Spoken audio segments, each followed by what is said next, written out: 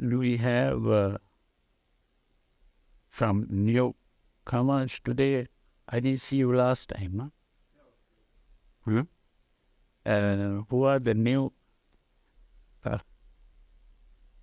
Okay, thank you.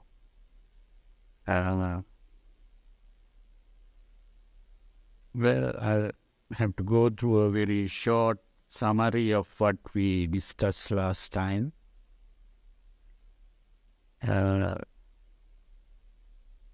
We discussed something about the modern theory of evolution in order to explain the place a Buddha has in this whole story of life. And we pointed out that evolution, or the modern theory of evolution, is not something that contradicts the teachings of the Buddha. Now, other religions have a problem with the modern theory of evolution, but we don't have that. And what we speak about is in line with the modern theory of evolution. And so we can understand the significance of the Buddha as well as his teachings by examining the modern theory of evolution. So, what we discussed is that the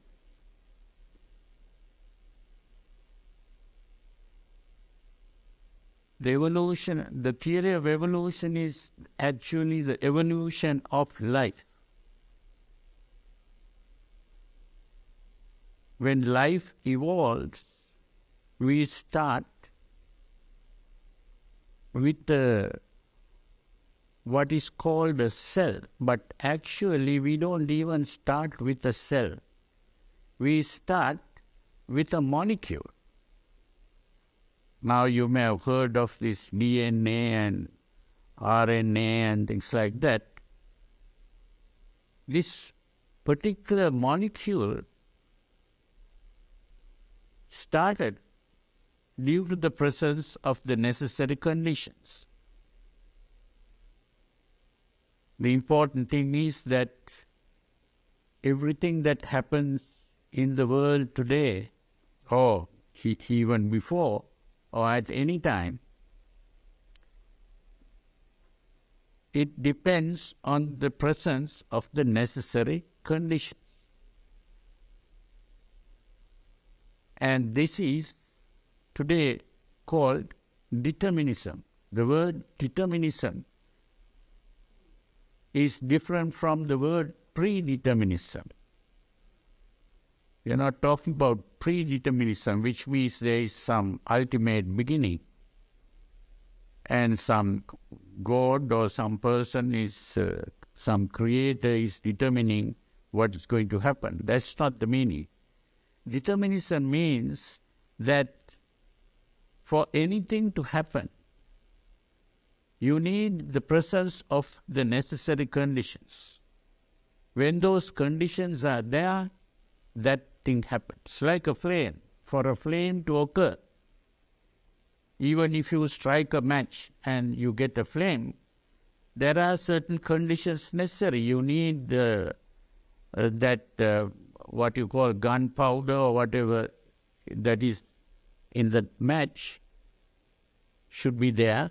And also the friction must be there. And then also you need the oxygen in the air. If there is no oxygen in the air, it doesn't happen. So there are certain conditions necessary in order for something to happen. So that is determinism. So one fine day, when the necessary conditions were present, a molecule came into being, and that molecule had a special property which was different from all other molecules. And this special property was its ability to absorb atoms from its surroundings and produce molecules of its own kind. This was the problem. And that means the number of molecules begin to increase automatically. And this is what today we call multiplication or growth itself. But this process of growth is also accompanied by another process, which is the breaking down process of the molecule. And by breaking down, energy is released, and therefore that energy is used up to continue this process. So it becomes a perpetual process that is going on, absorbing energy from outside and then releasing the energy in order to continue the activity. And this activity kept on going, and of course there was a problem. This was what we call the struggle for existence. But it was not a conscious struggle, or there was no thinking about involved in this. It was just happening due to the presence of the necessary condition. That's all. And the environment was also against this. The environment is trying to prevent this. But at the same time, this process is going on. So it was the struggle for existence and the survival of the fittest. This is what Darwin saw. But actually there was no real survival, because everything has to break down again. So in other words, it was a struggle for existence which was a failure. In other words, it is an effort to become permanent in an impermanent world.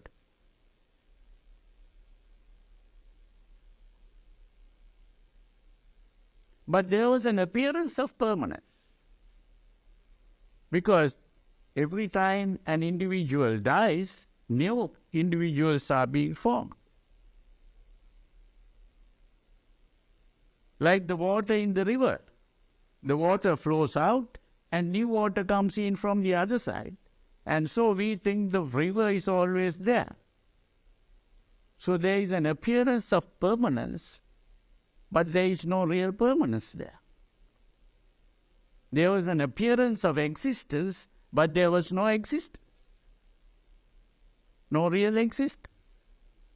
So there is only the struggle to exist.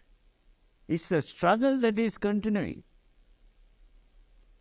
But in this process, there was the need to adapt to the environment in order to continue this process. So there was adaptation. And it is this adaptation that led to different kinds of organisms. Because different environments, only a different type of organism could survive. But there, the organism, it was not really one individual organism that survived, but a species or a generation only. So what we call a species is one particular generation that survived.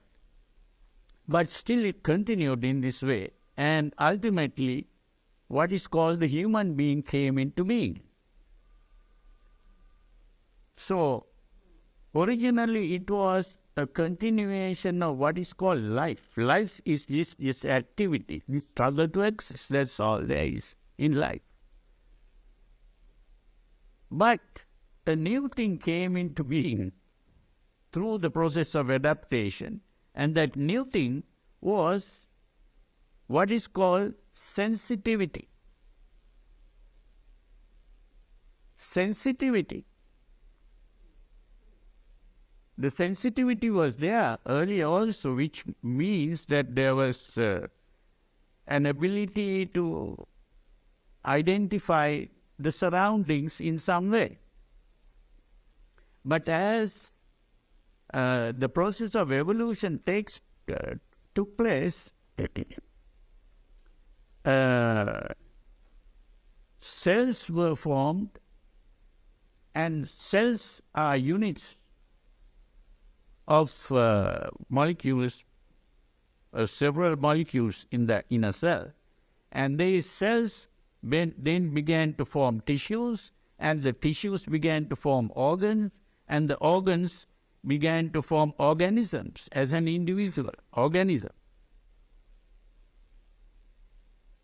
So whole organisms began to grow and even started what is called reproduction of organisms. So all these things happened, but a new thing came into being, which was what is called the nervous system. With the coming of the nervous system, the senses came into being, and each sense could detect only certain things, like the eye can only react to light, that's all. So that reacting to light produced what we call seeing something, perception. And the ear can detect sounds only. The ear cannot detect light. So when we talk about light, we are only talking about something that is detected. Even the word detect is not correct, because it's simply a product. It's not that something was there and that was detected. What we call light is simply what we see. Otherwise, there is no such thing as light.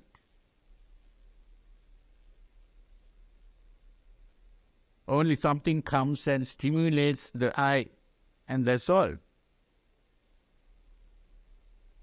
And so, then the nose was able to identify things called smells, and the tongue could identify taste, and the body could identify the sense of touch, as all. With the development of the nervous system, another thing came into being, which is called the brain. Earlier there was no brain, only the nervous system. But gradually the brain began to evolve. And with the coming of the brain, thing called thinking came into being. And with this thing called thinking came what is called consciousness. So we talk about a thing called consciousness. It's simply the activity of that brain.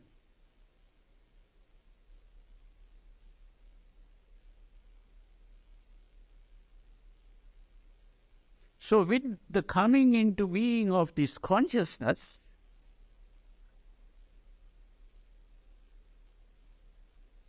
we began to become conscious of two things: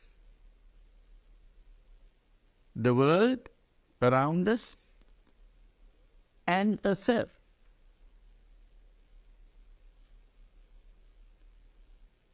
So there was the self-consciousness also. we began to think of a self and a world outside.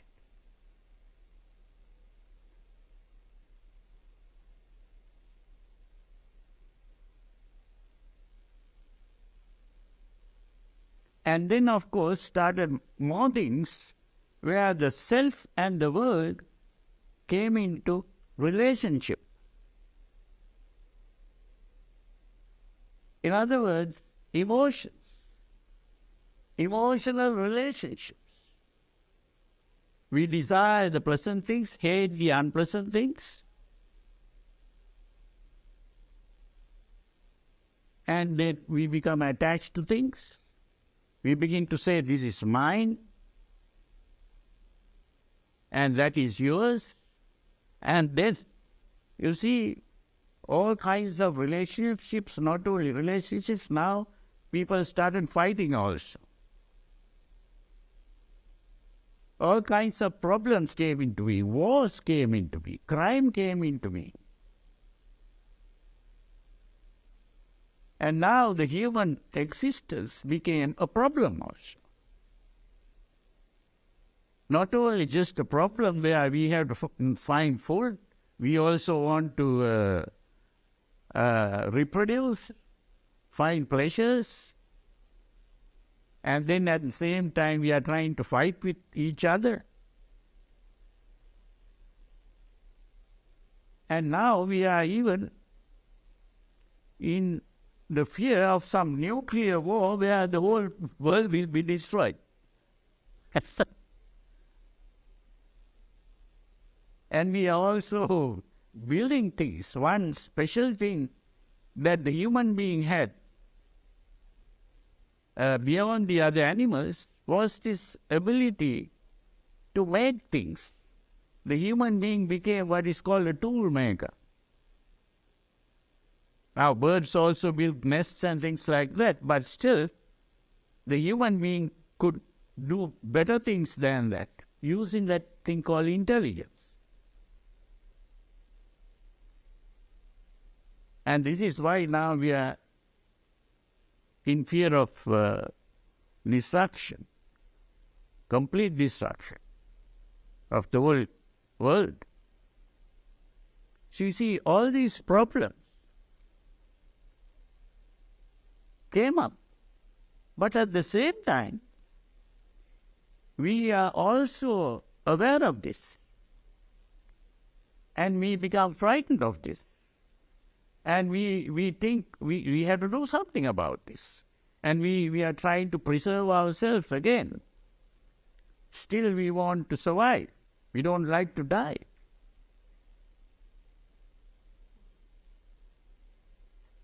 So with this comes the awareness of a problem. But it's not every human being that becomes aware of this. Only some human beings become more intelligent than the others and also become more aware of these things. And the more we become aware of this problem,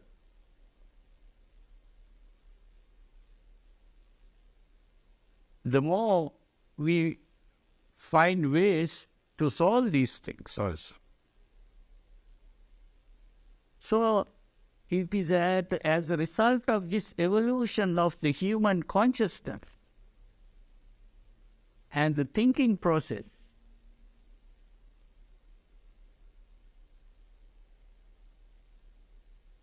that the human beings begin to discipline themselves. Oh, we have to discipline these emotions. We have to control these emotions somehow. And people begin to discipline their minds. And now we have, of course, a thing called civilization, becoming civilized. So a civilized person is a person who is really more in control of these emotions and behaves in a certain way. And at the same time, we have this other problem which today people call stress.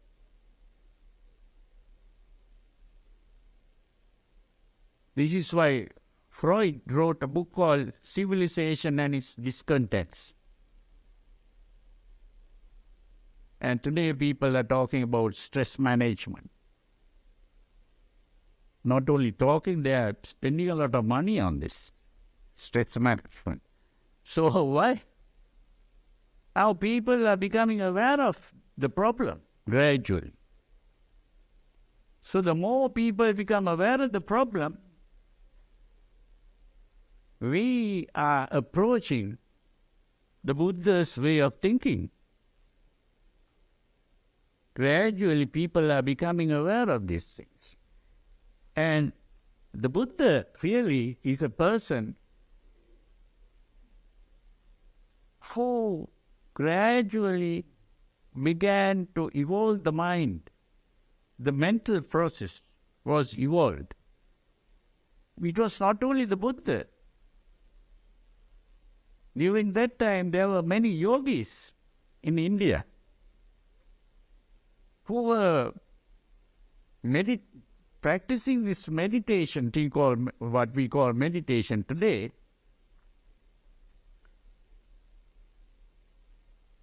They began to gain certain powers, psychic powers.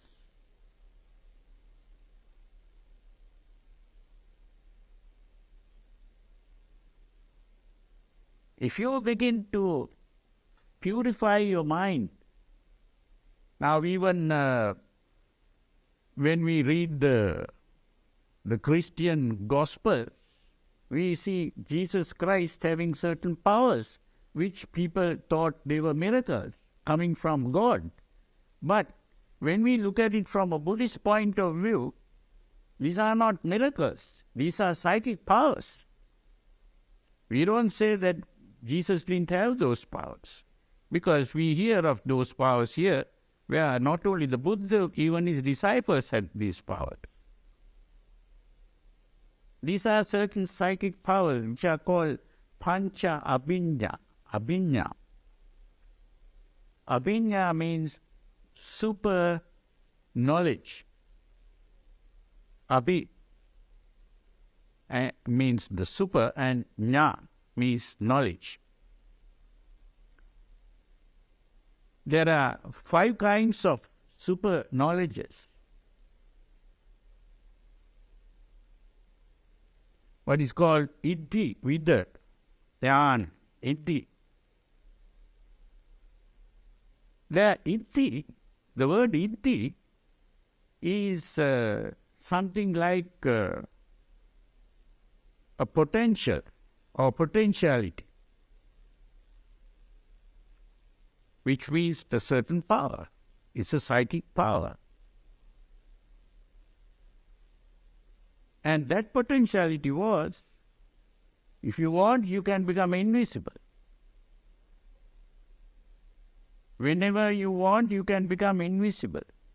Not only that, you can also fly in space. Not only just in the air like the birds, but you can go. But it's not a matter of flying like the bird. It is actually a power over the body.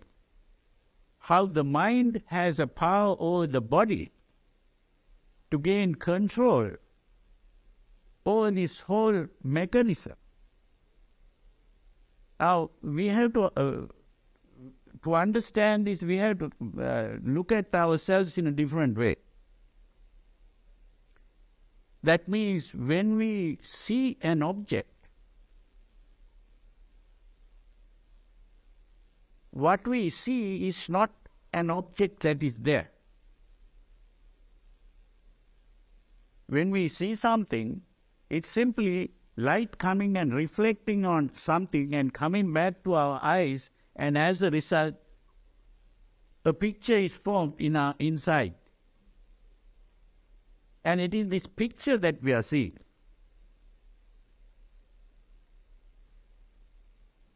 And even when we touch something, we are not really touching something. What is happening is our nerve endings are being stimulated and we feel the touch. That is what is happening. So the world that we are able to perceive is actually a creation of the whole mental process.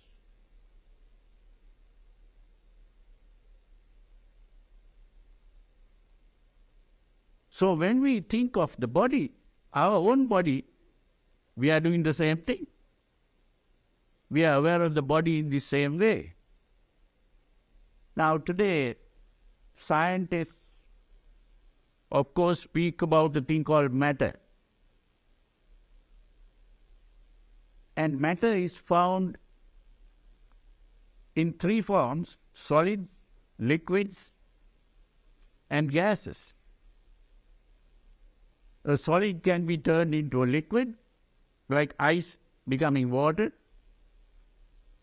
or the liquid can become gas, like water becoming water vapor. So what is the real thing? When it is gas, we can't even see it, and we can't even touch it.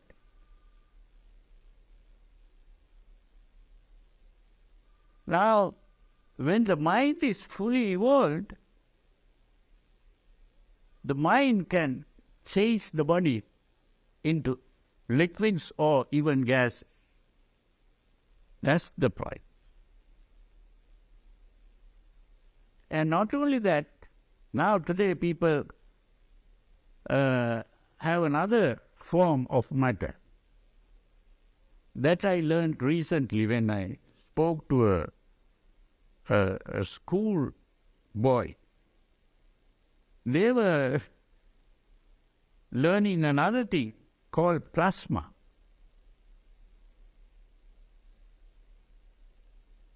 That is, when we speak about a gas, we are speaking about something that is composed of molecules. But this thing called plasma is composed of atoms. But when the Buddha speaks about things, it goes even beyond the atoms, even the subatomic particles, and even beyond the subatomic particles. So in other words, this what we call matter can be seen in more and more subtle forms, which we are not even aware of.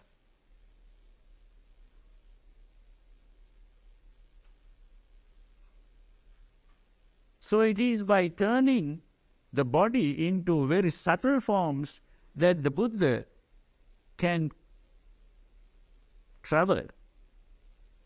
Now, if you read the sutras, at certain places you see the Buddha disappeared here and appeared in another place. That's how it happens. He disappears here and appears in another place. How can that happen? It's something similar if you have seen the Star Trek movie. You see these people standing on something and then vanishes, and then that person appears in another place. It's very similar. These people may have got it by reading these Buddhist sutras, I don't know. Somehow it's something very similar. So things like that was indeed this potentiality. And also, not only that, it's not only a matter of traveling like that. There are other worlds which today, in the modern way, you can't see through telescopes and things like that. But still, if you have the psychic powers, you can even go into those worlds, which are made up of not only subatomic particles but even smaller things than that. These are what are called the Devalokas, which like the heavens. Now, if you read the sutras, you will find that at night the Devas come to see the Buddha. But when the Devas come to see the Buddha, the whole place becomes lighted up.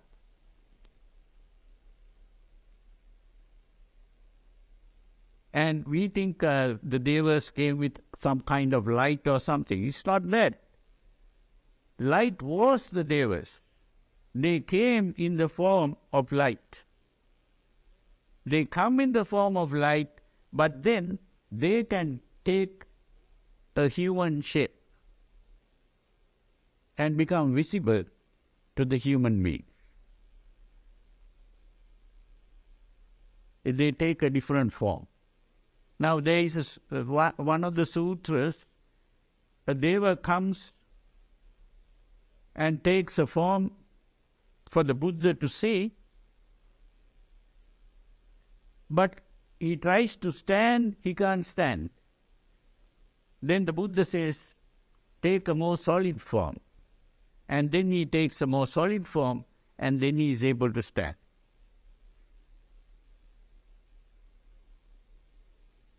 So there are also stories where the Buddha goes to those worlds and then goes and talks to the people there. It was not only the Buddha really. When Prince Siddhartha was born, there was one of the Indian yogis who had gone to one of the Devalokas, one of the heavens. But there is no other word for me to use, so I have to use that word. But it's not the same thing as the Christian heaven, huh? These Devaloka, or there's some worlds like this, which where the Devas were excited and going about, moving about, and this yogi asked, why are you excited? What's the problem? Then they said, well, don't you know, Prince Siddhartha is going to become the Buddha, he is just born. Oh, is that so? I must go and see. And so he came again to the human world, and then he went to see this baby that was born. And then when he saw the baby, he was very happy and smiled, but at the same time, tears started falling into his eyes. Why? Because he saw that he was going to become a Buddha,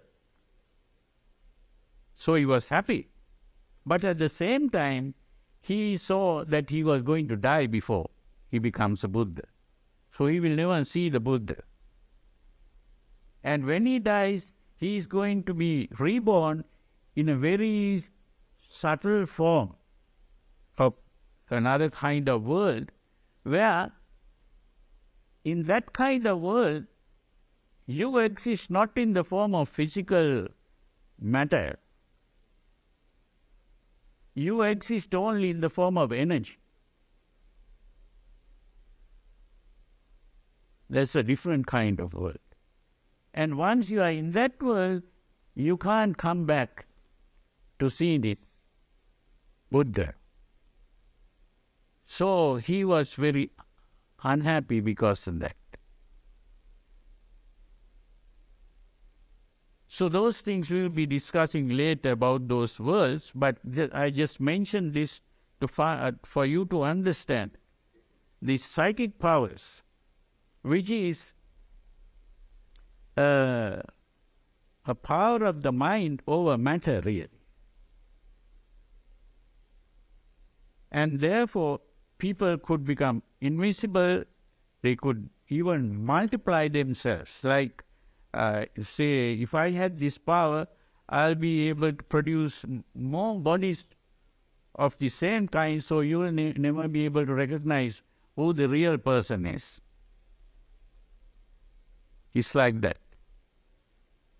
And there is a story in the sutras where one monk did that, because there was an invitation for the Buddha and the monks to the disciples for a meal to a house where they were making an offering to the Buddha. This monk was meditating. He didn't join this because he was more interested in the meditation than eating. So he was meditating, but while he was meditating, he became fully awakened, and also he had these psychic powers.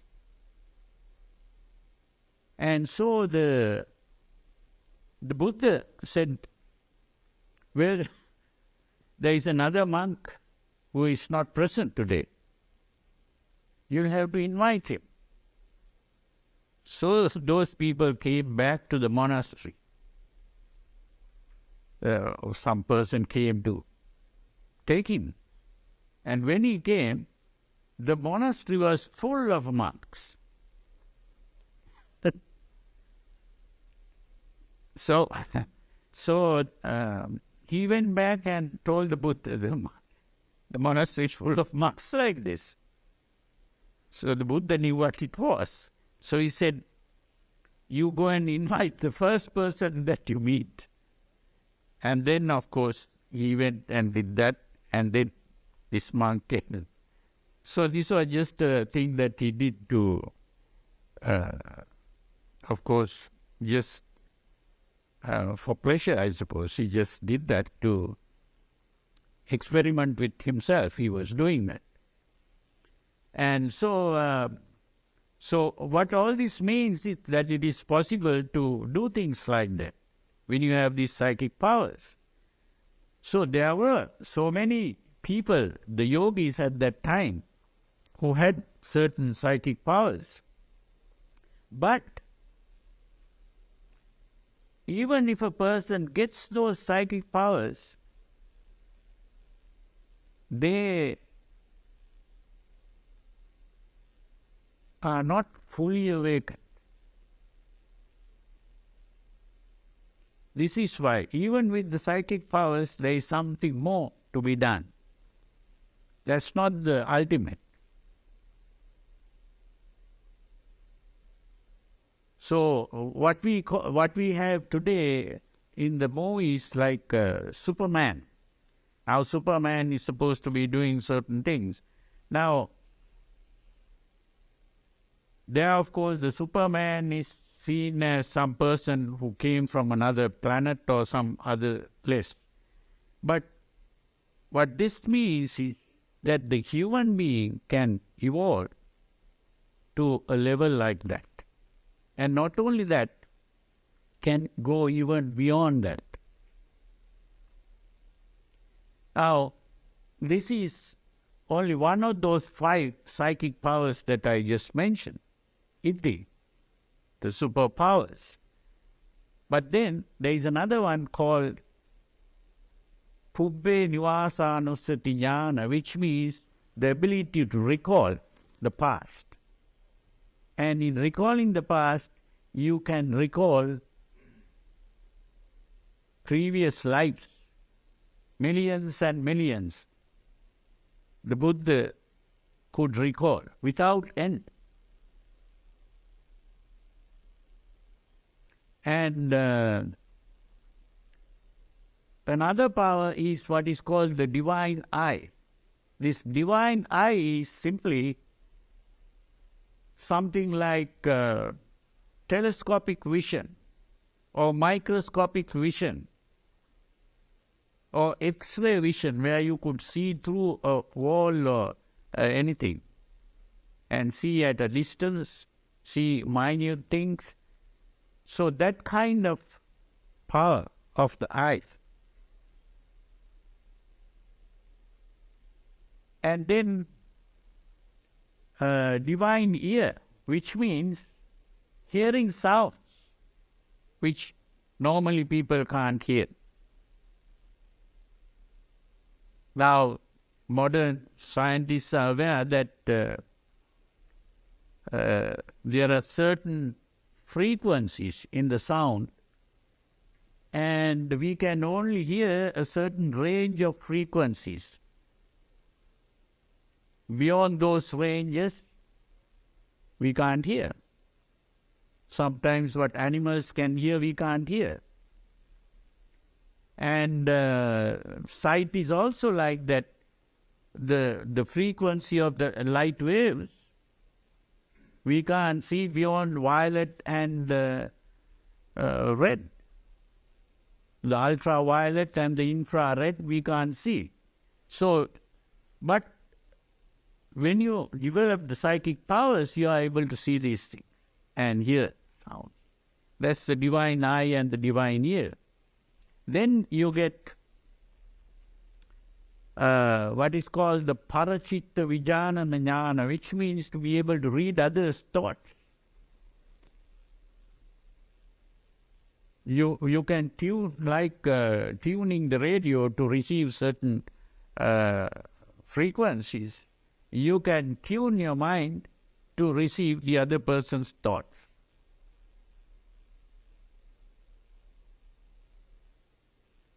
That is very interesting. And not only that, there is a story where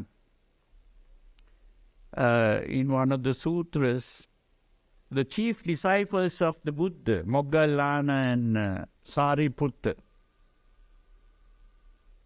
they were living in one place, and the Buddha had gone to some other place far away. Now, on a particular day, the Moggallana was the disciple who had the highest psychic powers next to the Buddha. And he comes to meet Sariputta, who was highest in the ability to know the Dhamma, the teaching of the Buddha, and ability to explain to others the teachings. So he comes, this one with psychic powers was Moggallana, and he comes to meet Sariputta, who is high in wisdom.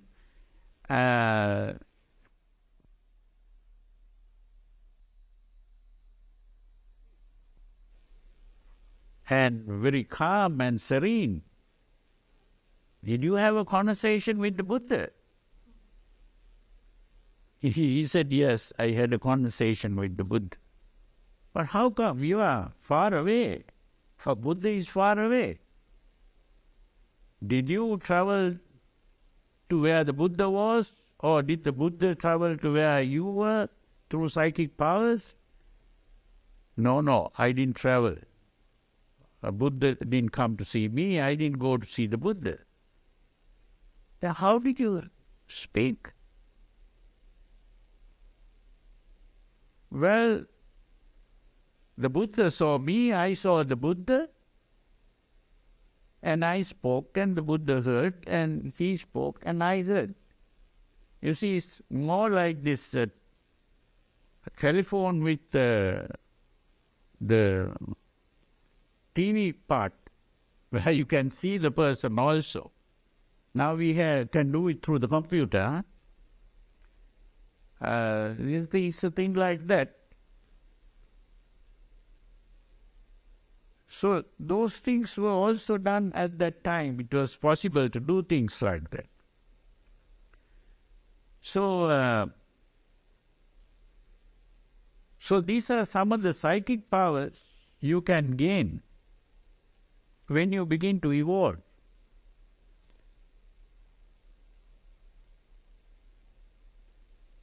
Now, sometimes people ask, Well, are there monks like that today who have these psychic powers? Unfortunately, no. I have never met. The problem is that due to the passage of time, these practices have gradually disappeared. Because this human condition, where human beings are so much carried away by their emotions,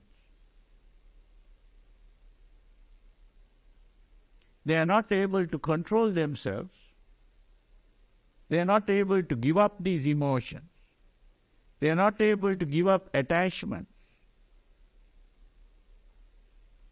A certain degree of renunciation is necessary to develop those powers.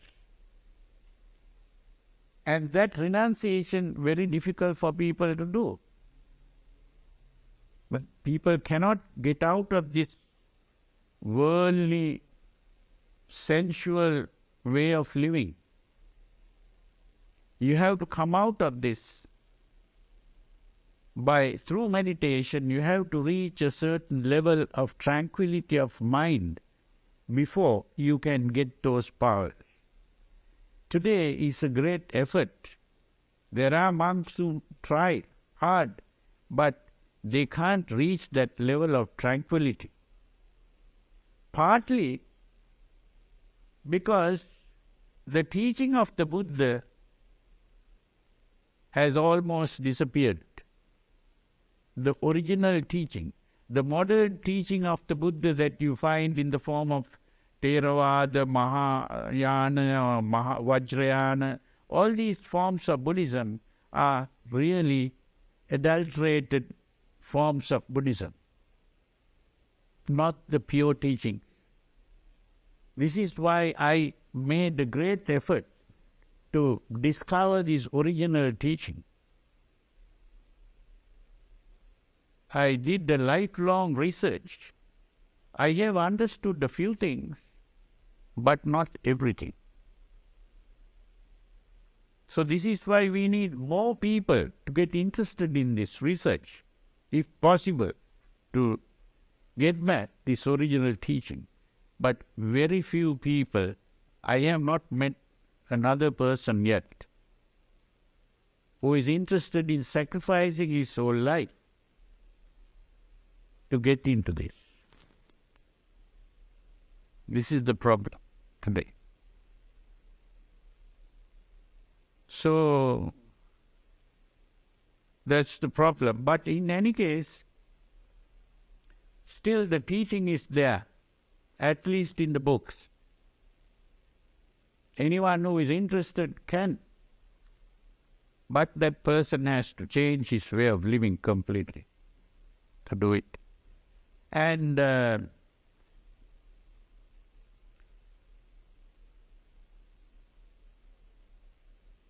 so there is still another step to go, and that was to look in to the mind, what we call the mind. There is really, ultimately, when you look in, there is no such thing as a mind. And there is no such thing as a body. Both matter and mind are creation of the mental process. There is this mental process going on, but there is no mind. This is the thing. Now, even when I say this, you find it difficult to understand. It looks like some silly talk. But if you look into it properly, you'll begin to understand. We can talk about that part also later.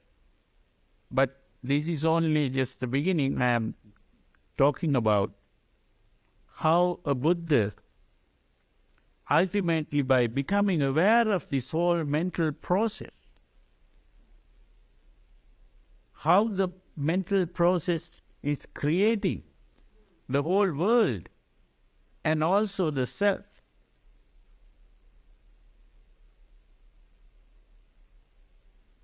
By becoming aware of that process as an impersonal process, not as a personal process, where I am doing it. The moment you begin to think in terms of I who is doing all this thinking, and a world where the I is living, then of course you are out of it. Instead of doing that, you have to become aware of it, the whole process, as an impersonal process that is going on. And by becoming aware of that process, you come out of the process. Now, coming out of the process doesn't mean that a person comes out like that. No. You are not another person out of the process. Then you are thinking of another self there. It's not a thing like that. The I completely disappears when you are fully aware of it. What you see is an impersonal process. And that whole process can be called an experience. So this is the best word I found by just reading modern philosophy. Words that modern philosophers have been using. The word experience. And this word experience is what we can use. There is simply experience without a person who experiences and an object that is being experienced. The subject and the object disappears. There is only the experience. When we think of the existence of a subject and an object, we are talking about existence. Existence is the existence of a self and the world, or the subject and the object. The subjective experience is what we call the mind. The objective experience is what we call matter.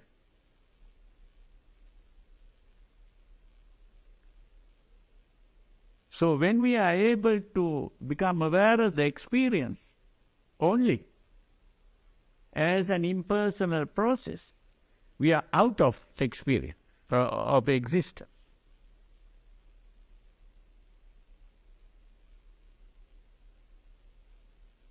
And that is called bhava nirodha. Bhava, the word that the Buddha used for existence is bhava. And it is the freedom from existence, which is bhava nirodha. And bhava nirodha, which is the freedom from existence, is what is called nibbana or nirvana. Nirvana is the Sanskrit, nibbana is the Pali. And that freedom from existence, bhava nirodha, is nibbana or nirvana. And that means you are not dead. That's not death. There is experience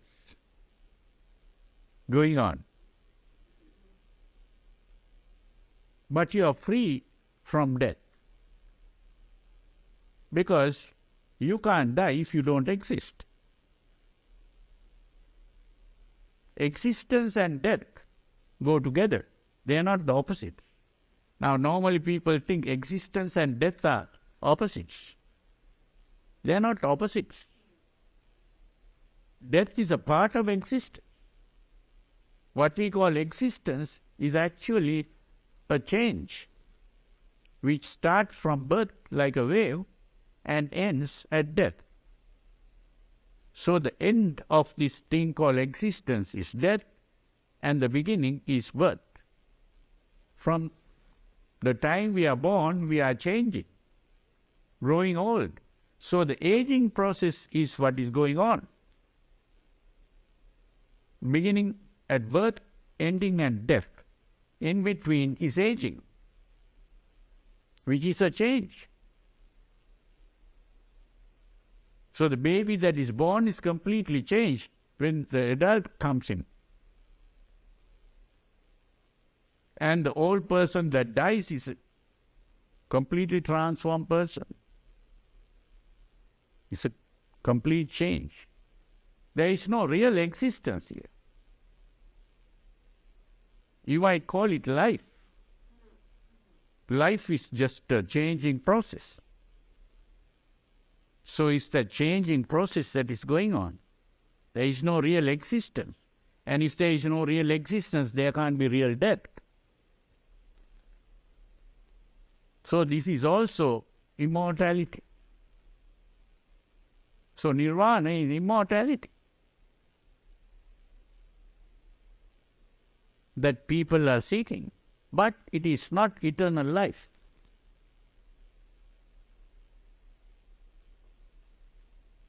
This immortality is not eternal life.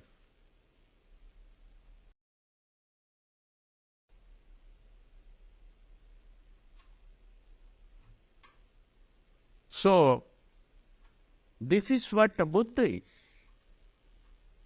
So that when a Buddha comes into being, that means the evolutionary process comes to an end there. You can't evolve further because that whole struggle for existence stops there. Because you begin to realize that this whole struggle to exist is a futile struggle and there is no real existence, it's an illusion.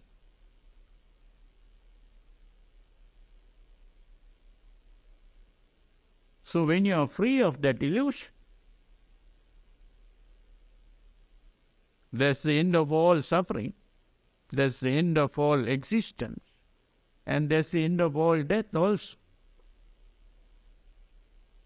There is nothing after that to worry about. All worries come to an end. So this is that. But in order to achieve this, the human being has to evolve. And in this evolutionary process, you have to get out of first the karma loka. What is called karma is the sensual world. The sensual world is to be reacting to pleasure and pain. A desire for pleasure and the hatred of pain is an emotional reaction. And with this comes attachment, ownership, the self and the other, and then comes the quarreling and the fighting and all these things. All those things have to disappear and you get out of the emotional level of living. Once you are out of the emotional level of living, you are out of what is called the karma loka. Karma loka is the sensual world. You are out of the sensual world. And once you are out of the sensual world, you are still living in what is called the form world. Form means you see forms. There are appearances of bodies and objects. You are living in the object world. You are not living in a sensual world. You are still living in an object world of objects.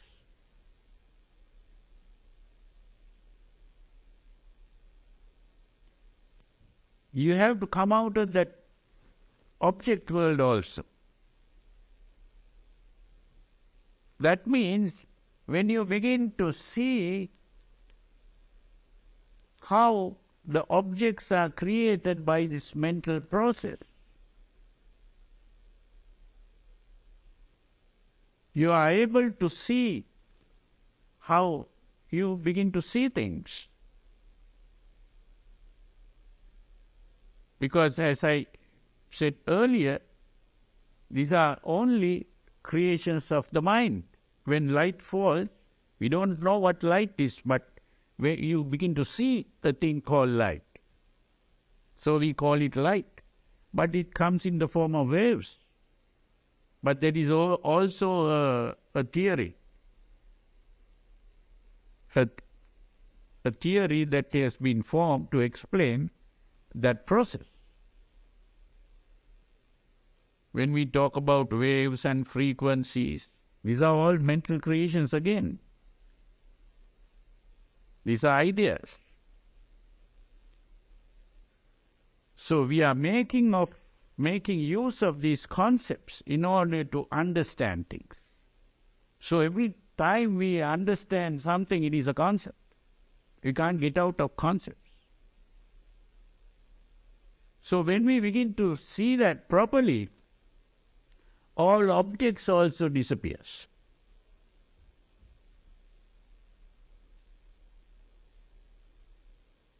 Disappears means they cease to be real to us when we see things. So we begin to see only empty space.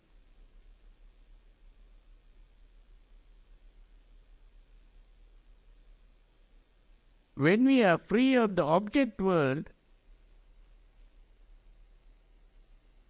we are in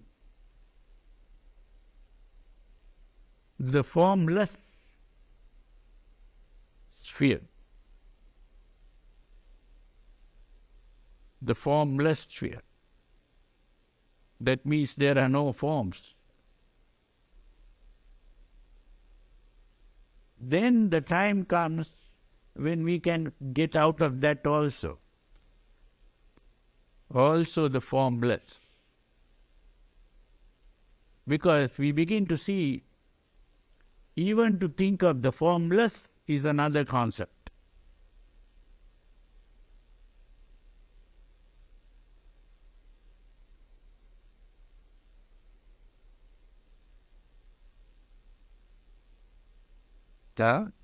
So we have to come out of that also. So it's a complete transformation of the mind, the thinking process. So what is called that, once we have completely got rid of all those concepts and thinking process, that is what is called awakening. When we are awakened, then you have become a Buddha. Buddha means the awakened one. You have got out of that whole dream. This is all really a dream. So coming out of the dream is the awakening. But in that dream, you don't find anything. This is why the Buddha spoke of a thing called, there is a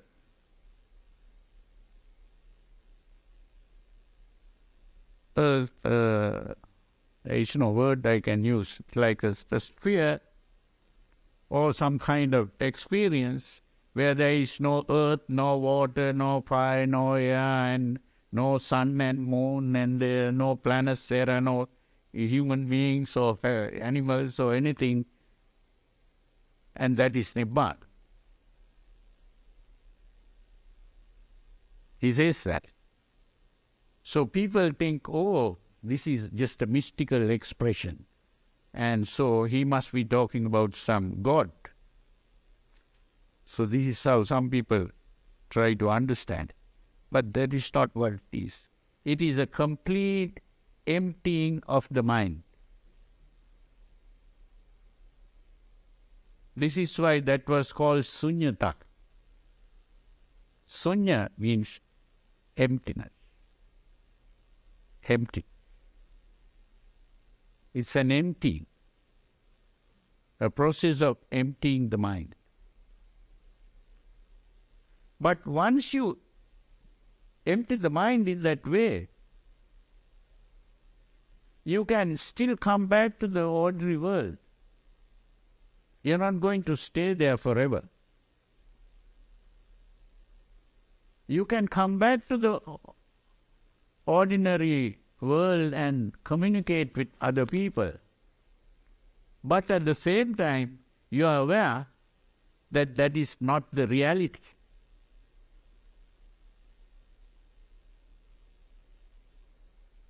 So while you are not aware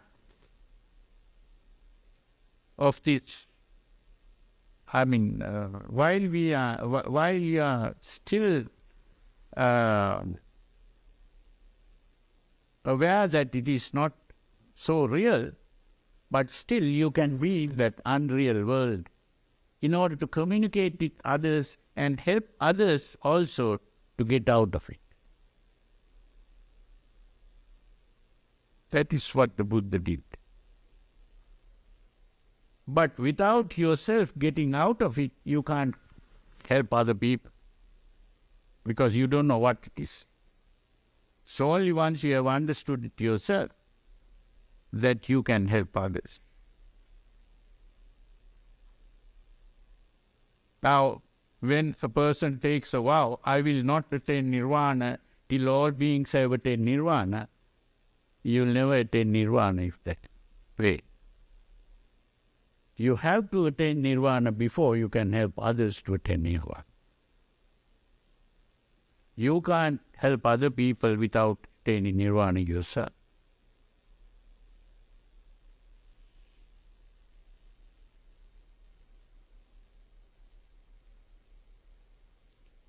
So, we'll be discussing nirvana later, maybe in much more detail. This is only just a summary. But the important thing is to know what a Buddha is. That's all. It's not just an ordinary person. It's not just an ordinary philosopher like Socrates or Plato or Aristotle or any of those people, or even Bertrand Russell or Einstein or any of those people. He was a completely different person who had evolved to the ultimate level of the process of evolution. And not only that, a person who teaches others to come to that level also. But the problem is, a person at the lowest level cannot reach that highest level at once. It's like a staircase. If you are at the lowest step, you can't just jump to the highest point. You have to go gradually up, one at a time, one step at a time. But actually, at least you'll be able to become aware of your own level. Where am I? And then from there you start. How far do I have to go? But you should not be discouraged. Simply because you are at a very low level and the Buddha is at a high level. You have to understand that the Buddha was also at that level at a certain stage. And you cannot complete it in one life. You have to go through many lives to do this. And the other point is that if you don't start now, there is no guarantee that you will even go to the next step. You will go to the next step only if you start now to go to the step higher than where you are. So each person has a responsibility to himself or herself. That is that you have to rise at least one step up there. If you rise one step, the next time you are born, you will be in that step. And then you can rise to the next step. But if you don't, you might go down further. There is that possibility. If you let yourself be carried away by your emotion, you can go down.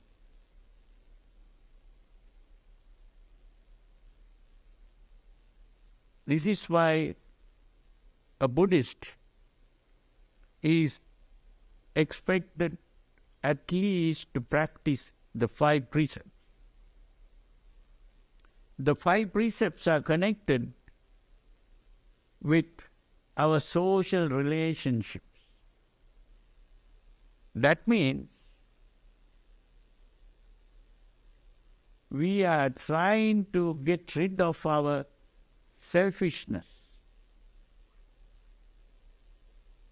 Although we are also being dominated by emotions, we should at least be able to gain control over the emotions to such an extent where we can be free from coming in conflict with others, where we don't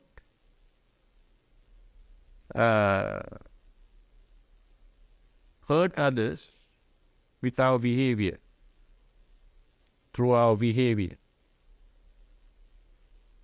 We don't quarrel with others. We can control our anger. We can also control our attachment, our greed. And to that extent, we are rising to a higher level. But if we can go beyond that and give up attachments and become a monk or a nun, not just put on robes and shave the head, but you have to change so that you learn to be free of sensual pleasures, to be free of sexual activities, to meditate and purify the mind. And if you can do that, then you are rising to a higher level. But that is not all. You can purify your mind to a certain level where you enter what is called the first jhana. The first jhana is not a hypnotic state. First jhana simply means that your mind is purified, free of these self-centered emotions.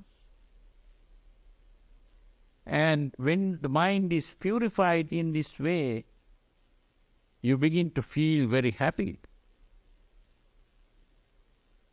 All unhappiness is due to these emotions. When your mind is free of these emotions, you become very happy. All the time you can be happy. You don't need to watch TV or read storybooks or even have all kinds of sexual relationships and singing, dancing. All these things are unnecessary to be happy. You are simply happy because your mind is pure.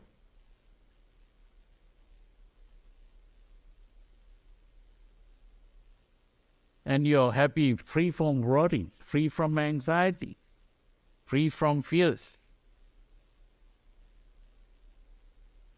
Your mind is happy. Now, when the mind is happy, your body is relaxed. all tension in the body because of this emotional agitation. When the mind is purified, the mind becomes happy, and when the mind is happy, the body is relaxed, and when the body is relaxed, you feel comfortable. The relaxed body is comfortable.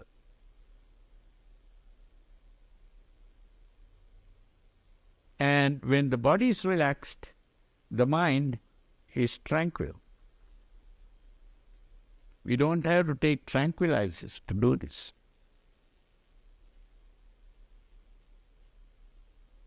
The mind is tranquil. Now, when that happens, you are in the first jhana. That is the first jhana. It's not a hypnotic state.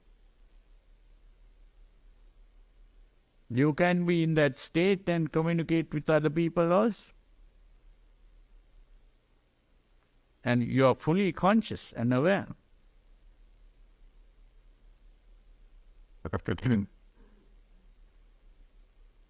Now you can even make your mind tranquil further when you enter the second jhana.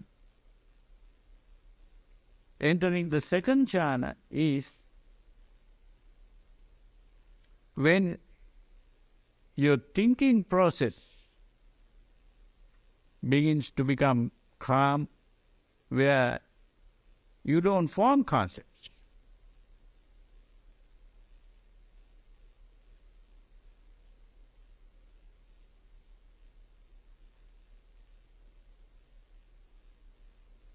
That you can't do it at the beginning, but it's a matter of just relaxing further and calming the mind. It's the calmness of the mind that stops the thinking. But you are still aware. You are aware, but you don't form concepts.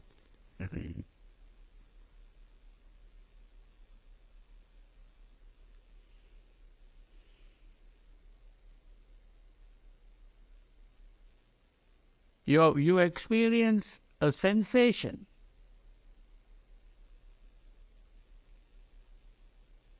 To understand this, you have to understand a little about sensation and perception. You have to be able to distinguish between what is a sensation and what is a perception.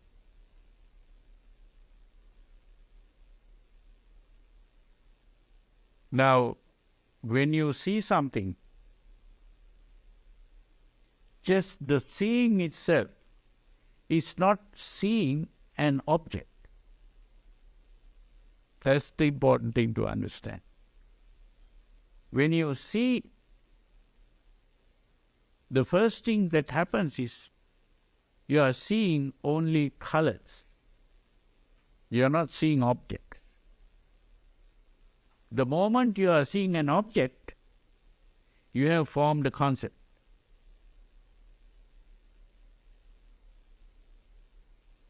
When you see colors, it is sensation, not perception.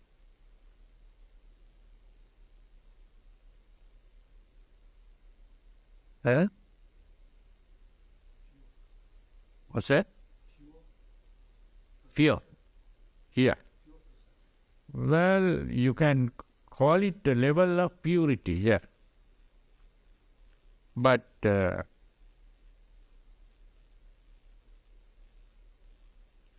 when you say pure perception, is not very accurate.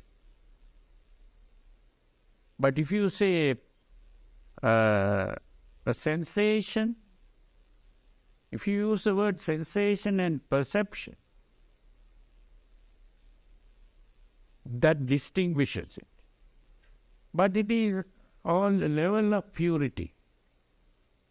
The first level of purity is when your mind is free of emotional reaction. You can form concepts like, say, breath is coming in, breath is going out. That is a concept, but there is no emotional reaction involved in that. So therefore it is pure. That is pure perception. But here, in the process of perception, you are forming concepts also. Subtle concepts. But when you get to the level of sensation only, there is no concept formation. The concept is where it has two parts to the concept. You ask a question, what is this? And then you answer, this is a bottle. Or you ask, what is this? This is a cushion. So, the moment you ask the question, what is this? And then answer, this is this, you have formed a concept. This is what is called vitakka and vichara. Vichara refers to the question, and vitakka is the inference. It's an inquiry and inference. It's an inquiry, asking the question, and inference is the conclusion that you draw, which is the formation of a concept. So you can form a concept in the first jhana, but when you come to the second jhana, that inquiry and inference disappears. But you see things. See means not objects, but you see colors.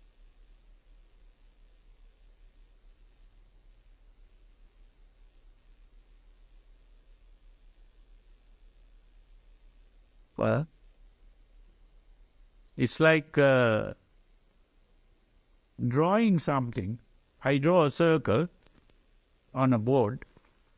If there is a board, I can draw a circle. And then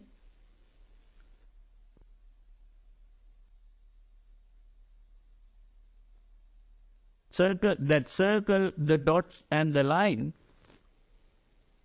is sensation.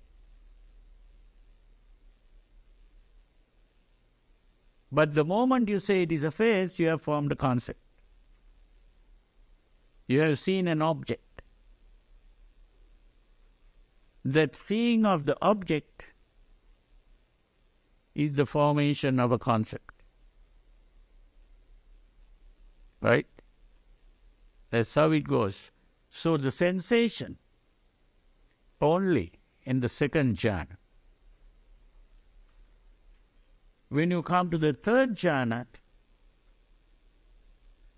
that feeling of joy or happiness also disappears. That doesn't mean it becomes pain or unhappiness. What it means is that is also an excitement, the feeling of happiness. And that excitement disappears and your mind becomes calm. No feeling of pleasure or pain. It's a neutral feeling.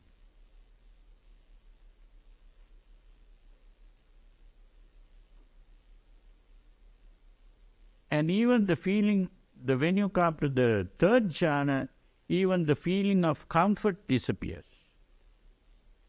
You are fully relaxed, but you don't feel any comfort either, or a discomfort.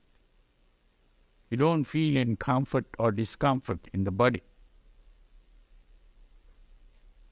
And when you come to the fourth jhana, you're completely tranquil mind and the body is fully relaxed.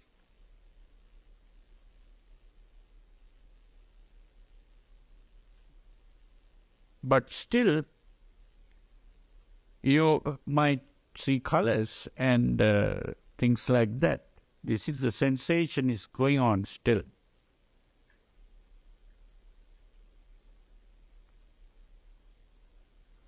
When it comes to the next level, which is called the sphere of infinite space, even the colors disappear. That means the activity of the mind gradually is reduced. It is a reduction, a gradual reduction of experience.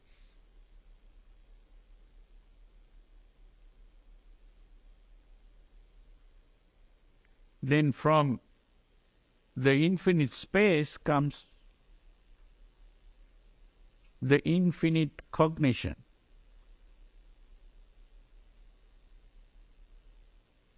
That means even becoming aware of a thing called space disappears. You are just aware, that's all.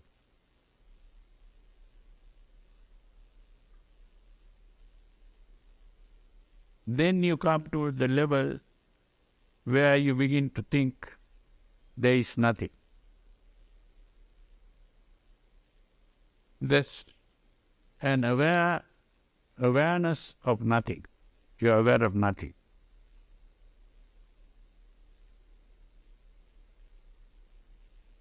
Then you come to a level where you still begin to think, not think as forming concepts, but you are aware that this is an awareness of nothing. Then comes what is called a level which is called an sensation of, an awareness of neither sensation nor no sensation.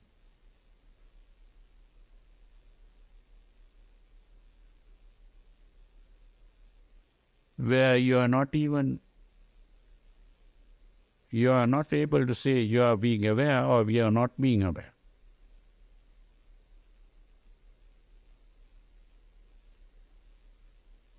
Now that yogi who went to see the Prince Siddhartha at the birth had reached that level. So you can see how advanced he was. He had all those psychic powers by that time. The Buddha went to study under two yogis, and those two yogis also had reached that state. So he had to go further. The Buddha went only one step further. And that was what was called the complete cessation of sensation or feelings, or pleasure and pain, or cleaving of a sensation.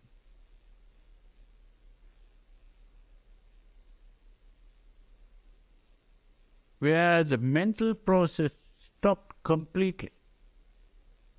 A complete stopping of the mental process. But the physical process of the body was going on, but the mental process stopped completely. So we can't go beyond that after that. It's the ultimate point.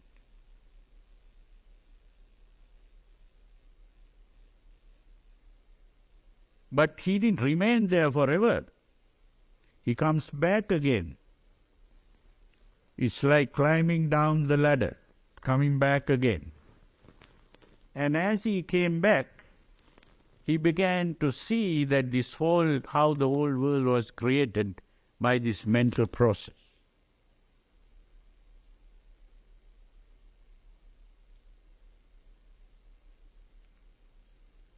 That's how we understood it.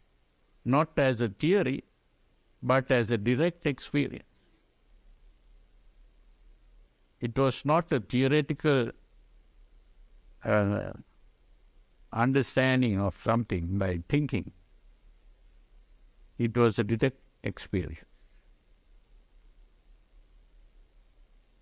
That's how we saw that there was no such thing as a soul or a self here to talk about.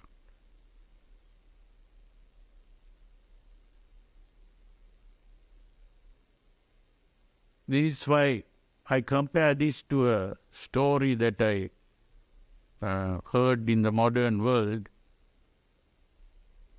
There was a mechanic in the Ford company when Henry Ford made the car.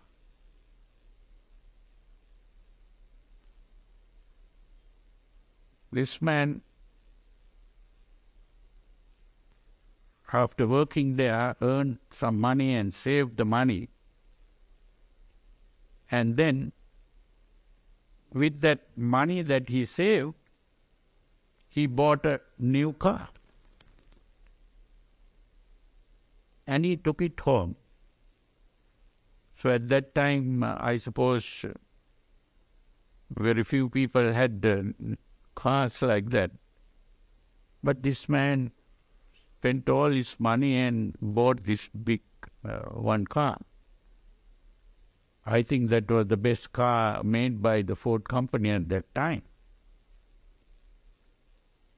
So the neighbors also came to look at it, and they were very happy to see this man had bought a new car.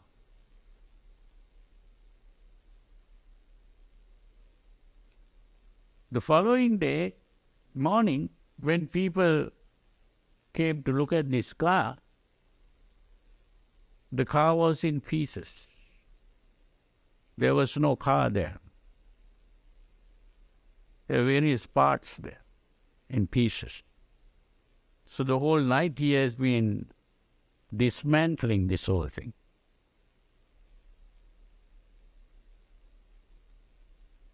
So these neighbors were thinking, why this man doing this?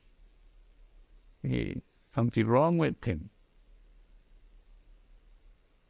So they were thinking about this, but then the next following morning came, and when they came the following morning, the car was back again. The car was there again. This was an expert mechanic. And so, then again the next morning, back pieces in pieces again. So this went on like that for several days. And at the end,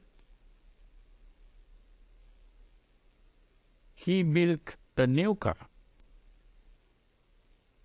He started a new company. That was Chrysler,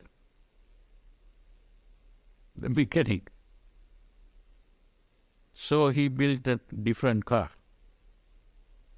better car than the Ford car. That's what he thought. So somehow, in a similar way, the Buddha dismantled the mental process completely, stopped. And he started it all over again.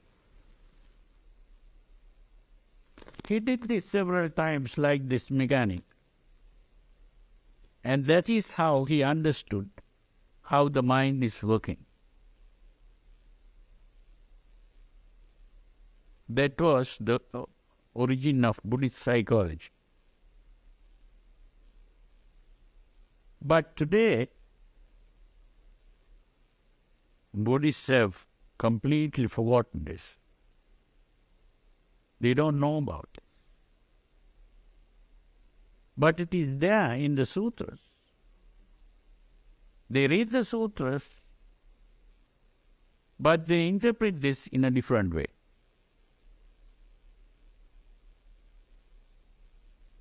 That's what has happened. That's why they have lost the original message.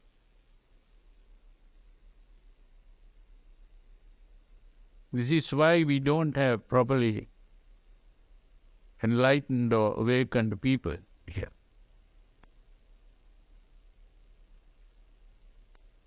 That's the problem. So this has to be rediscovered. It's like a flame, a fire that was there. Now it has got extinguished.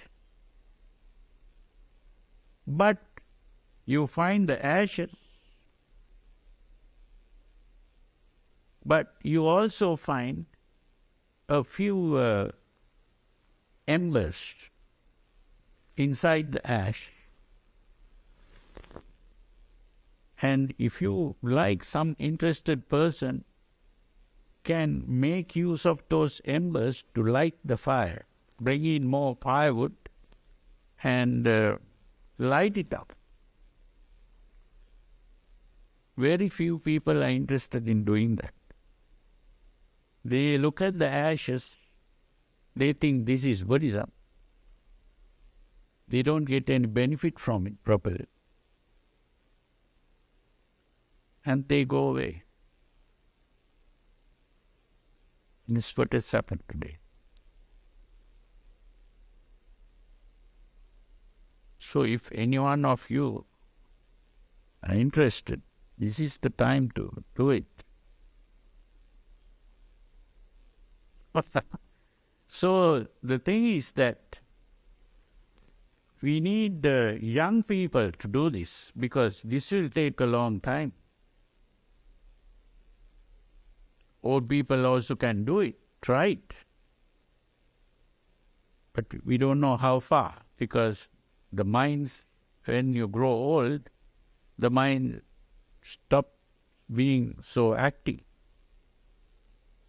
But today the young people are interested in sensual pleasures and enjoyments. They don't like to do things like this. This is the problem. People are carried away by these emotions. They don't even know that these emotions are actually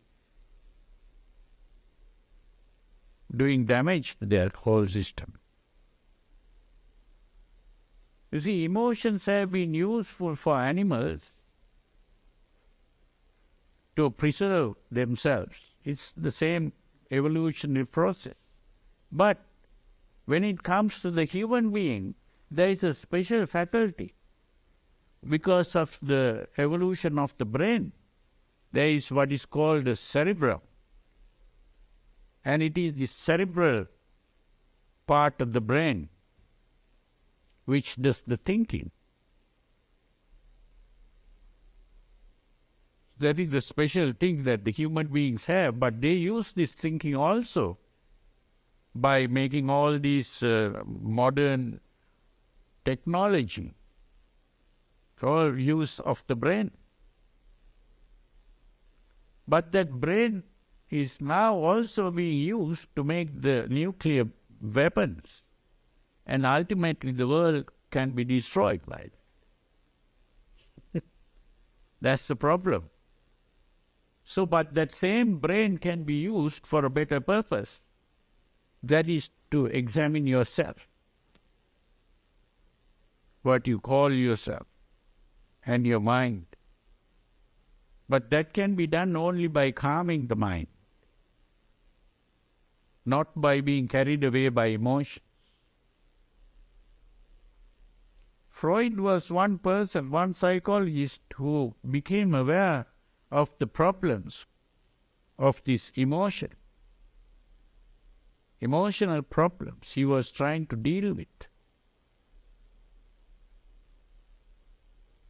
But he couldn't solve it fully. He saw it only halfway.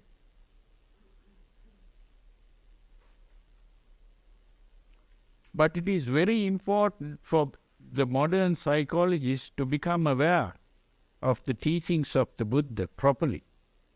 Not these modern schools of Buddhism, but they have to get the original teaching of the Buddha by studying the sutras.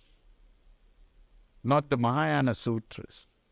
Really, it's the Theravadis who preserved the sutras, but didn't understand the sutras, unfortunately.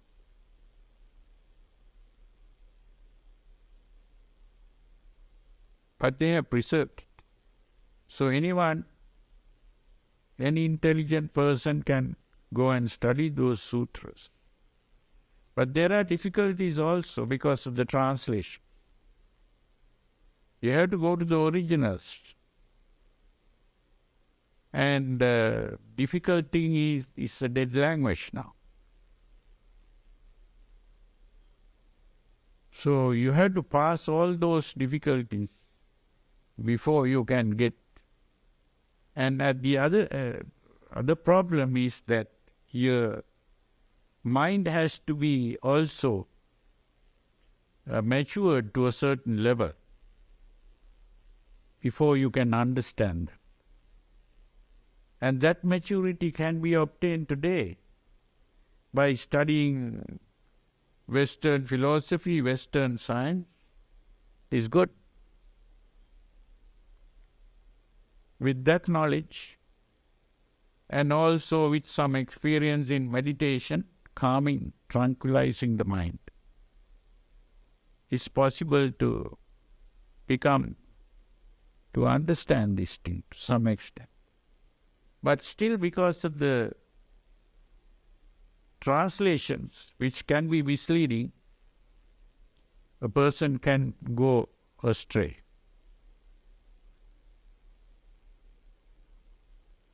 So we have to study the Pali language.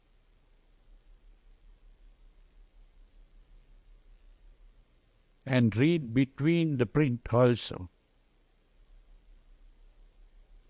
So those are difficult things, but unless it is done,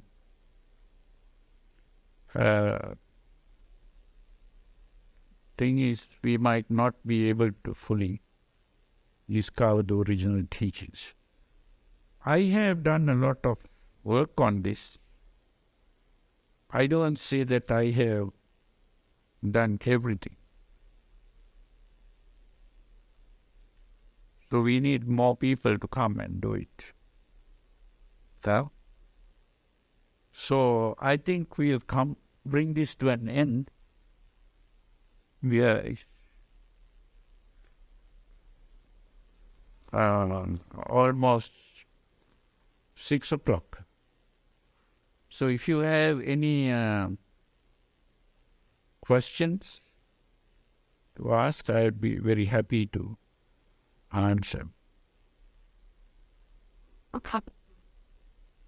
Yeah.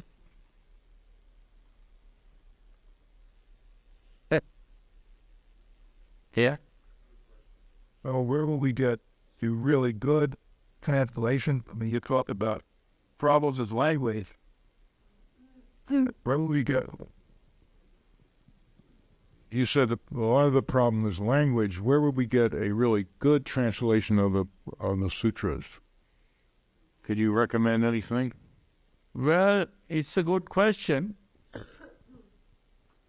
but I cannot recommend anything. Because all the modern translations that I have seen are having a lot of defects in the translation. I have not done any translations myself, in the sense that I have not translated all the sutras, but at least one or two I have translated little. So I plan to translate some of the sutras, at least the important sutras, because there are many sutras, not 1, 2, 3, or even 100, thousands of sutras that we have to translate. And we can only pick out the important sutras and do some translations with that. Yes? Any video? What's the... Well, if you are a beginner to Buddhism, I can recommend some books.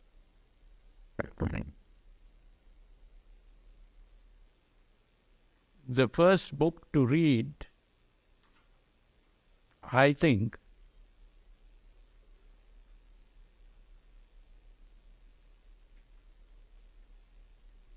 is written by a person who doesn't identify himself as a Buddhist. He is a Westerner. He is not, in fact, an Easterner. Some of you may have seen this book. It's not a big book. It's a very small book, which was sold those days for about 50 cents. And now I think it goes about 150. But you get more expensive editions also. But you get the cheap editions also. And the name of the book is really coming from the Bible. As a man thinketh. A statement in the Bible, as a man thinketh in his heart, so is he.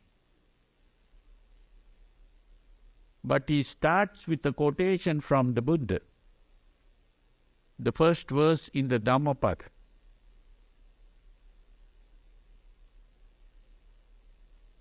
If you read it carefully, you will see that he's a Buddhist, but he doesn't claim to be a Buddhist or of any other religion. But what he talks about is Buddhism. So it's good for you to read that book. Yeah? What about the Tuesday Love song, Rampart, the Third Eye, and the Caves of the Ancient? I would say that you're going out of the point completely if you read that. That is not Buddhism. That is just a novel written by some person who may be interested in Buddhism. But Buddhism is not a kind of magic. It has nothing to do with magic. Buddhism, if you want to read a book that is called Buddhism and introducing Buddhism, the best introduction to Buddhism that I found was also written by a Westerner, a journalist, a British journalist, The Mind Unshaken by John Walters. This book called As a Man Thinketh was written by James Allen. Please spell it. Last name. No, that's the second. John Walters. Walters, Walters.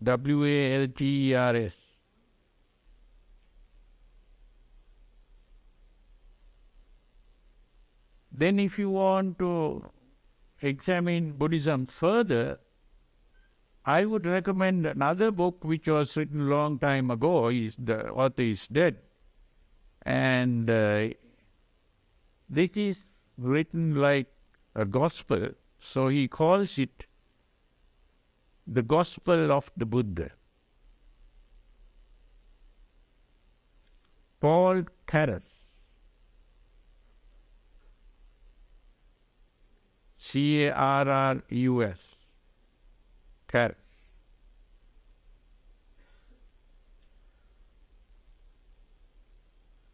Then there is another book where a person brings in a lot of quotations from the Buddhist books, sutras, and some commentaries also.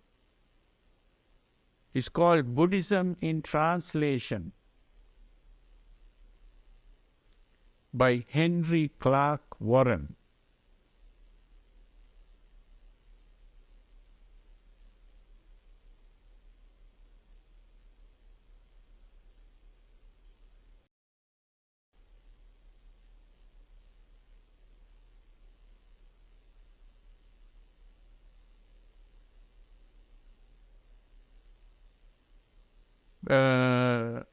You could also read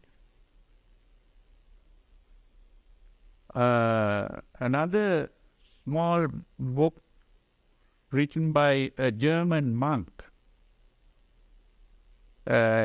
He was ordained in Sri Lanka. Or at least he was living in Sri Lanka, and he died there. The word of the Buddha,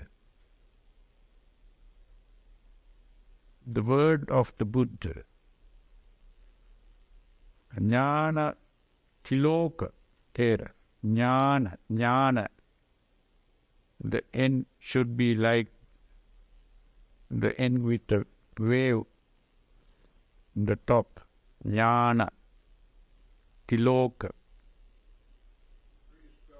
N-A-N-A, Jnana, T-I-L-O-K-A, Tiloka, Jnana Tiloka.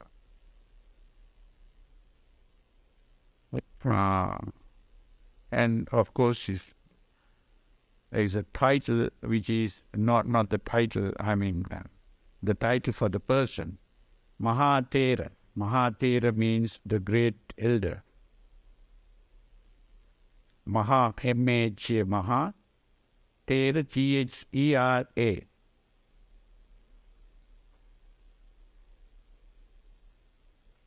So if you read those books, at least you will have an idea of what Buddhism is in a general way. But if you are interested in going further, you should read the sutras. Now today you get a translation of the sutras, whether it is perfect or not. At least it is available to you easily, which is translated by Bhikkhu Bodhi and Maurice Walsh or something. There you can get those things in any of these big bookshops. Like, what's that? The authors. Names of the authors. Better go by the name of the book. No, I mean, you just said the sutras are by it. I could understand the you're talking about, the glosa. I'm going to go, fool. Could you spell the name to the author? Bhikkhu Bodhi. B-H-I-K-K-H-U.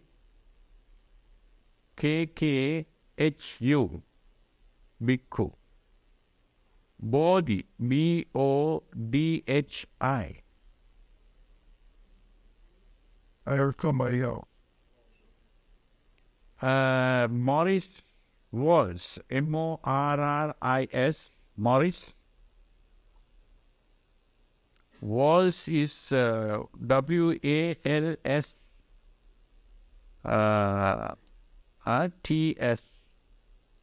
Walsh. Bhikkhu Bodhi next. What's that? Bhikkhu Bodhi used to teach here. He was a monk in residence here. It is the same. Long time ago, yeah, that's right, yeah. I've heard him many times here. Yeah. Yeah, he went to Sri Lanka. He was in Sri Lanka in charge of, or at least assisting the German monk, Jnana Ponika, in the Buddhist Publication Society. Is he still there?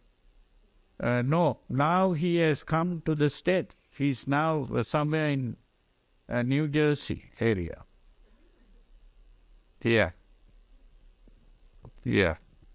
He has done a lot of good work. But he didn't do much in this kind of research, but he did a lot of translations and writings and yeah.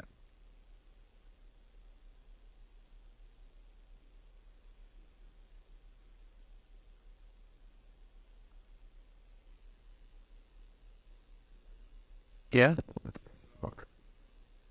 I'm sure a lot of the teachings in Buddhism are common to other spiritual traditions.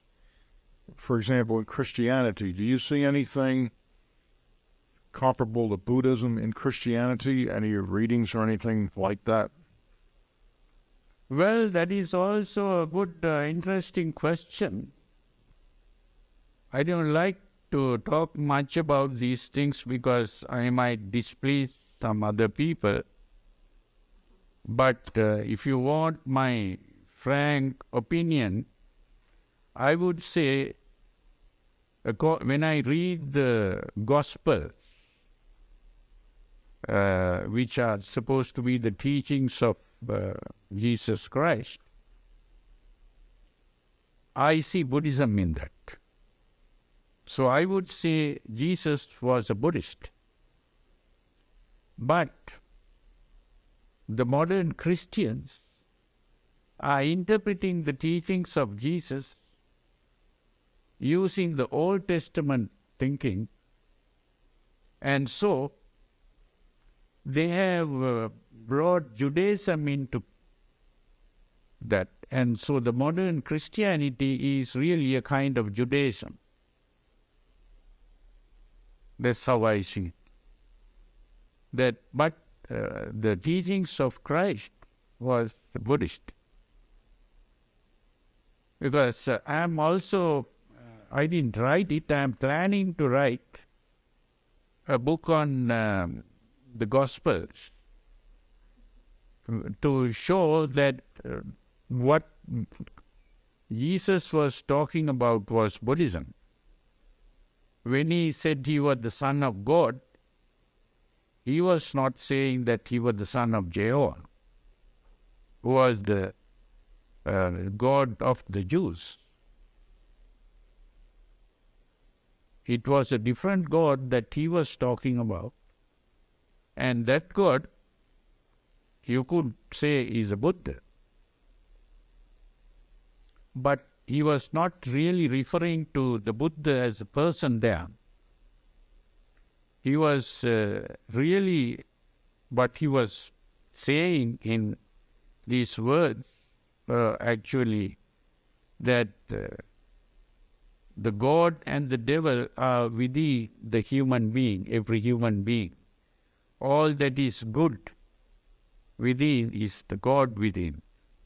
And all that is evil is the devil. So it's the human quality. So this is why once he was saying, the Father and I are one. So the Jews take up stones to throw at him. And then he says, well, I have been doing a lot of good to you through the Father in me. For which good are you trying to stone me? Then the Jews say, well, we are not trying to stone you for any good that you did, but for the blasphemy against God. You being an ordinary man, you claim to be the Son of God. You are insulting God. Then he says, well, if you want to know whether I am the Son of God, look at my actions. I do what my Father does. You are the children of the devil. You do what your father does. You are trying to kill me. You see, it's very plain what he means by God and devil.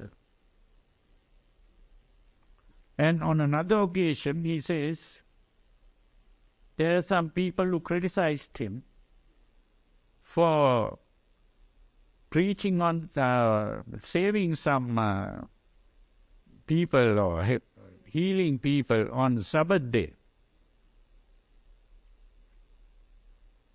And they say you are breaking the Sabbath law, which is not to work. You are working on the Sabbath day. Then you know what he said. If a pig falls into a pit on the Sabbath day, are you not going to take him out? And then he says, my Father never rested, and I shall not rest. What does that mean?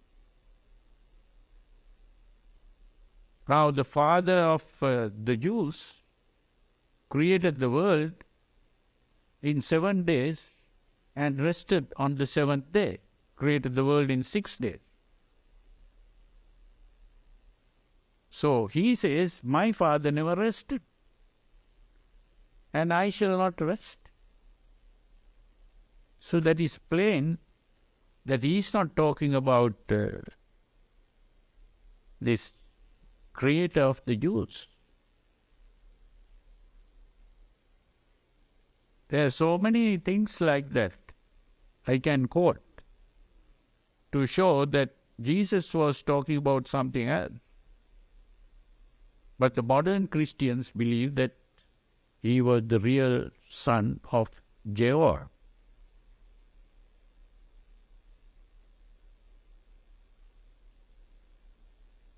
That's how I see it.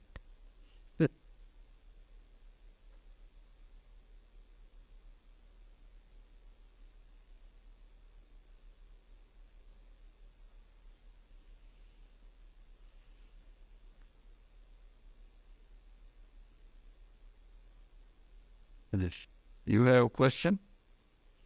Yep. Yeah? You had mentioned that you can't attain enlightenment in one lifetime. What's that? You had mentioned that you can't attain enlightenment in one lifetime, but you also mentioned the 4 jhanas. Can you attain the 4th jhana in a lifetime? And if you can, what is the best route to take, such as meditation and stuff? Well, I think it is incorrect to assume that you cannot do it in one life. Because if the Buddha also, if the Prince Siddhartha who became the Buddha thought like that, he would never have become a Buddha. You see, we don't know to what extent we have evolved. So we may have been practicing in the previous lives, and this life may be the last one. Who knows? So we can't just go by saying that it cannot be done in one life and give up. No. We have to keep on doing to find out to what extent we can do it. Then only we'll be able to realize where we are. So it's very important to start working now. That's the important thing. Well,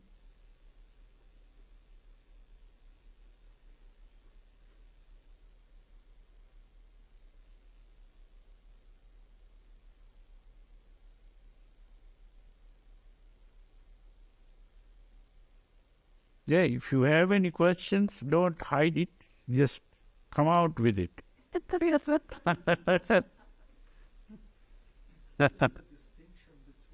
Sensation and perception. What is the distinction between sensation and perception? Yeah.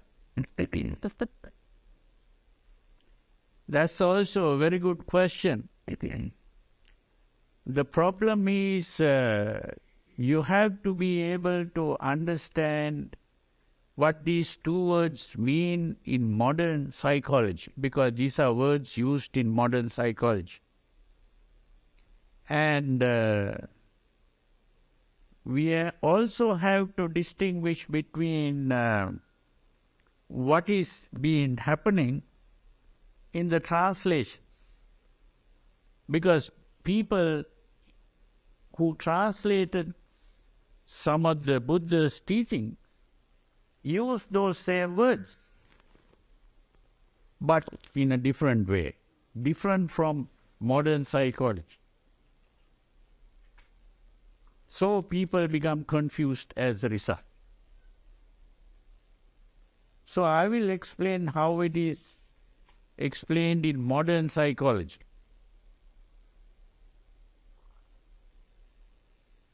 Now, when we look at a painting, any painting that you see,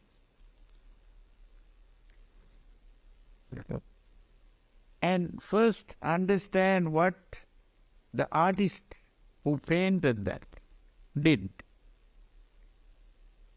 If you take, say, that painting there up in the wall,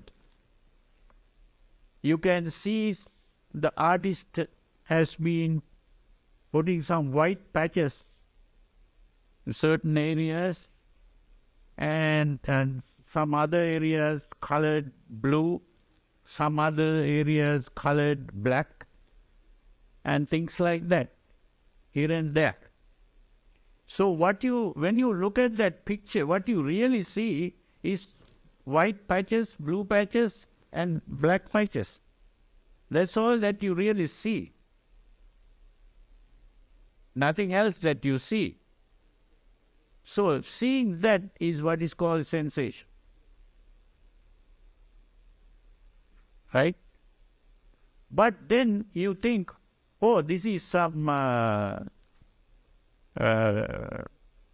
sky with the clouds, and there's the background, and then you see what you call this dome or something like that, and but this is just some a Buddhist structure, which is so you can give all kinds of explanations, but all that is going beyond the sensation. That is, you're forming concepts and interpreting what you see. That interpretation part is the perception. So once you see an apple at the apple, that's the perception.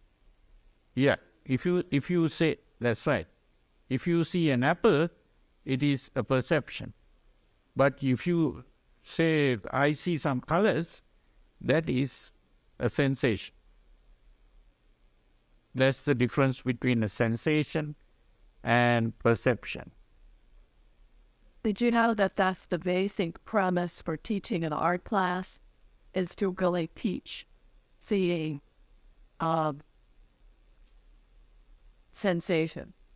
That's right. So a good artist is a person who could, instead of trying to paint the concept, you are trying to paint the percept, the sensation, not the percept. Right? You're an artist, you paint, huh? There you are. You can understand. Buddha must have been an artist. Yeah? No, this is the greatness. You see, an artist is a person who is advanced in perception to a certain degree. This is why the artist is able to paint. Now, normal people, they can't paint because they are thinking in terms of the concept, the percept. What is in their mind is the percept and not the sensation. So they can't reduce it, go back to the sensation and paint the sensation. Huh? That's right.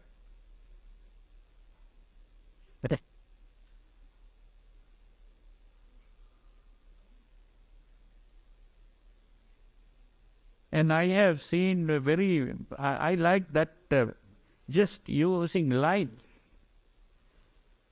You draw a few lines and give a big impression where you get the percept with a few lines, which is the sensation. So that's very interesting. I like to do that, I can't do it. I'm not good at painting. But I remember as a small child, I got a present for painting. So if I started doing that, I could have become a good painter, but I didn't continue in that line. So I didn't become a good painter.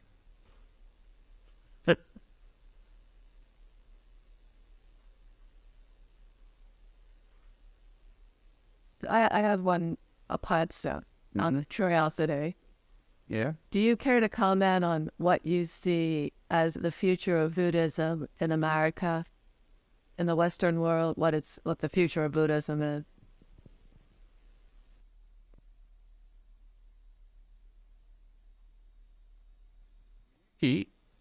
future Buddhism, I can't really predict anything, but I can only guess that it is possible that some Americans who become interested in Buddhism and even the practice of Buddhism, they might realize the importance of going to do the research.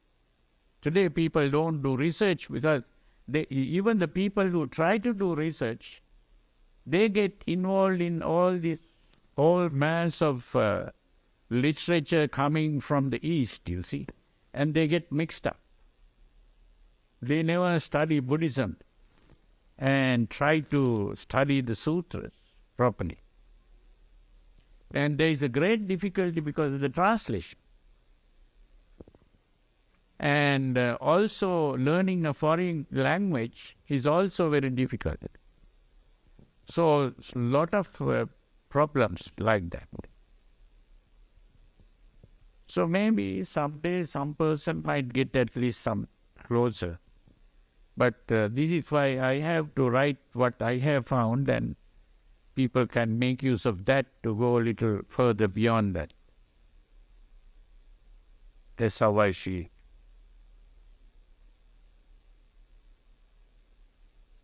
Had you started to write and say, what have you written?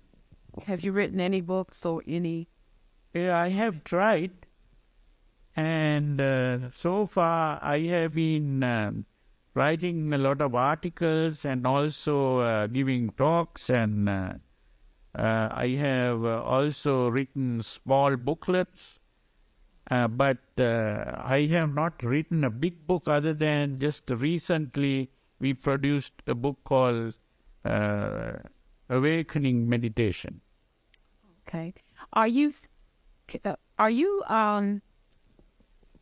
copying everything that's going on for each Saturday that you're here?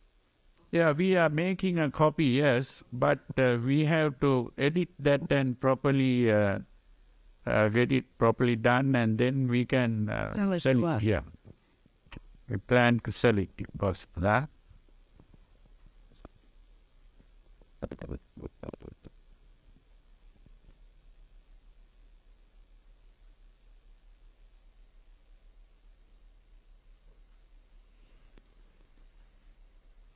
No more questions. Some, of course, I think walked away also because they have some other things to do at home.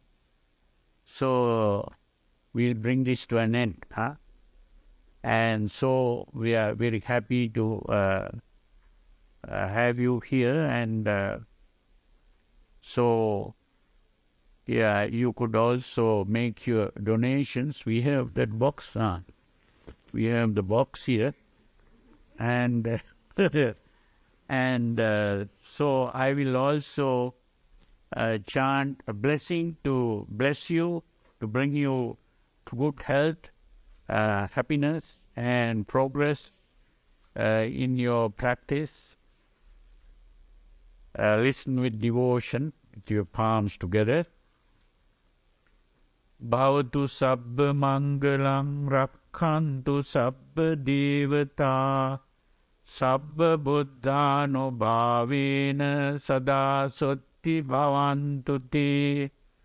Bhavatu sabba mangalam rakhantu sabba devata sabba dhammano bhavena sada sotti bhavantu te. Bhavatu sabba mangalam rakkantu sabba devata sabba sanghanubhavena sada sotti bhavantu te. May you all be well, comfortable, peaceful and happy. Thank you. Sadhu, sadhu, sadhu.